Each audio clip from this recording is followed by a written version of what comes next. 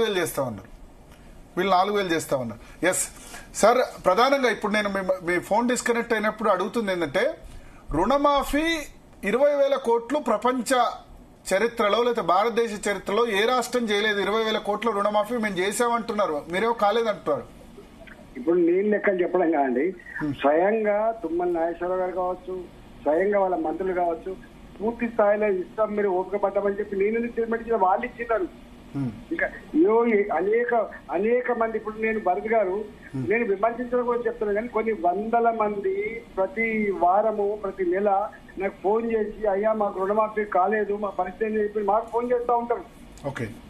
ఇక్కడ నేను ఏదో కాంగ్రెస్ ప్రభుత్వాన్ని విమర్శించాలని దాంట్లో చిన్నగా మాట్లాడుతున్నాను, చిన్నగా ఆలోచిస్తున్నాను నేను.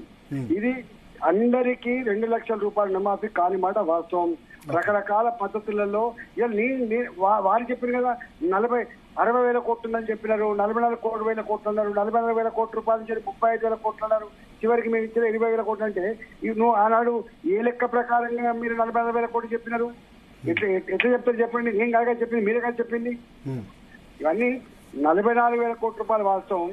కాకపోతే ట్రిమ్మింగ్ చేసి బొమ్మలు లేక పొగబెట్టి కొద్ది మందికి ఇబ్బంది పెట్టే ప్రయత్నం చేసింది తప్ప ఏం లేదు. కానీ వాళ్ళు ఏమంటారంటే నెలకి దాదాపు 6,000 కోట్ల రూపాయలు మిత్తి కట్టడానికి సరిపోతుంది. 6,000 కోట్లు అండి. నేను నా చార్ట్ ఉందండి.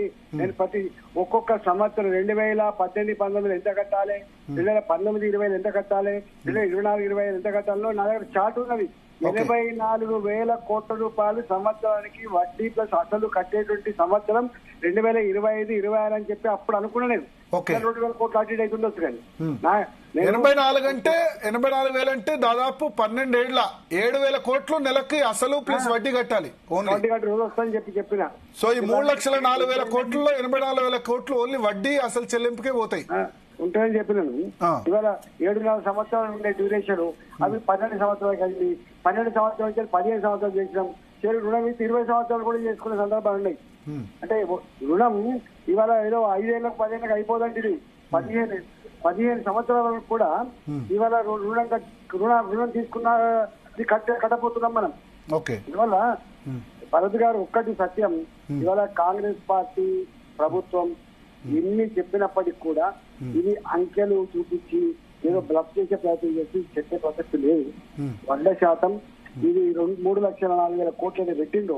రేపు 2 లక్షలు 2,10,000 కోట్లు ఖర్చు పెడుతుంది తప్ప అంతకంటే ఎక్కువ ఖర్చు పెట్టే ఆస్కారం లేదు. కానీ ఇప్పుడు ఈ అప్పుల్లో అసలే లేదు, అసోసియేషన్స్ అసలు లేవు, ఇచ్చిన హామీలు అమలు చేసే ప్రసక్తి లేదు. ఇప్పుడు అప్పులు చేసినప్పుడు మీరు ఫస్ట్ టర్మ్ లో మీరు ఫైనాన్స్ మినిస్టర్ గా ఉన్నారు కదా, మీరు వారించలేదా అప్పుడు ఇన్ని అప్పులు?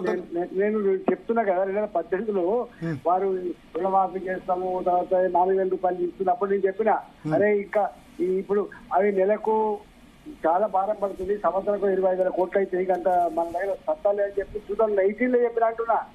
ఎందుకు చెప్పండి బయట చెప్తామా? అప్పుడు మంత్రిగా ఉన్నప్పుడు లోపల ఇంటర్నల్ గా మాట్లాడుకుంటాం కదా. ఇప్పుడు బయట ఎవరైనా ఇంకైనా మాట్లాడుతుంది. ఇంటర్నల్ గా కేసీఆర్ కు చెప్పారు ఇంటర్నల్ గా.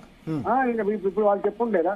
బయట ఎన్ని చెప్పినా కూడా ఇప్పుడు ఆర్థిక మంత్రి గారు కానీ ముఖ్యమంత్రి గారు కానీ ఎంత ఖర్చు పెడతారో వాళ్ళు అంతవరకు తెలియదా అండి?